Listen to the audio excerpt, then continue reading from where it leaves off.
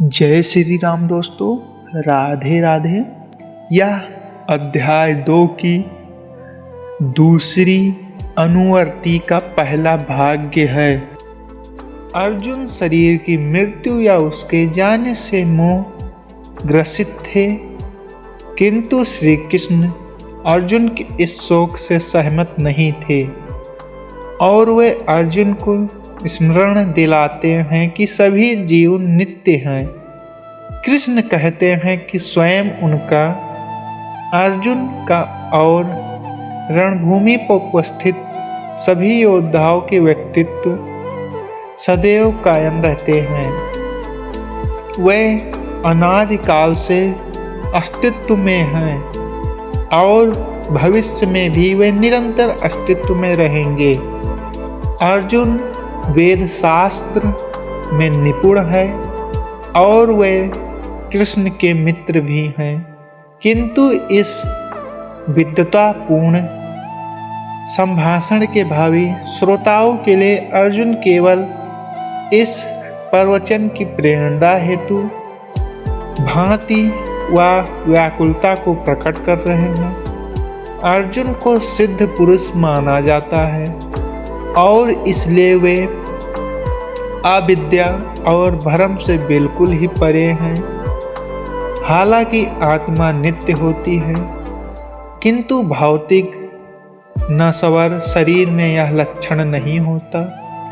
एक शरीर जन्म, बाल अवस्था, किशोर अवस्था, बुढ़ापा, रोग और मृत्यु से होकर गुजरता है। मृत्यु के समय आत्मा अपने कर्म के अनुसार एक दूसरे शरीर में स्थानांतरण कर इस भौतिक अवतन को फिर से प्रारंभ करती है। जो स्थूल शरीर और आत्मा के बीच का अंतर जानते हैं, वे कभी भी निरंतर बदलते शरीर से भ्रमित नहीं होते।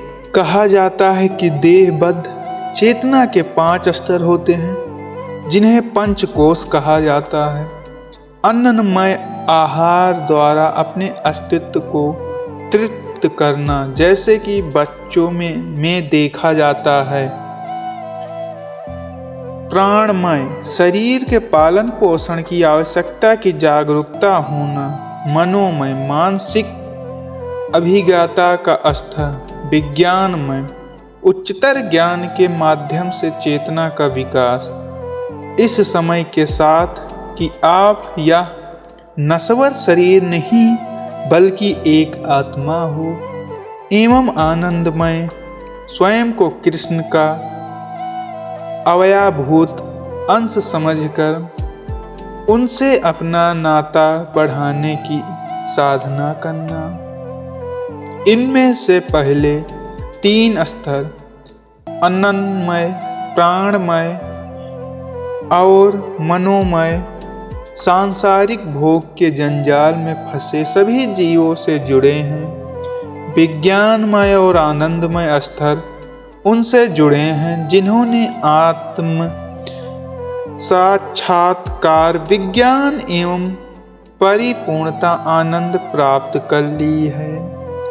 जो सुस्त एवं आलसी होते हैं, वे मात्र देहिक पहचान में डूबे रहते हैं। वे कभी भी अपने संवेदी धारण से परे की अलौकिक अनुभूति नहीं पा सकते।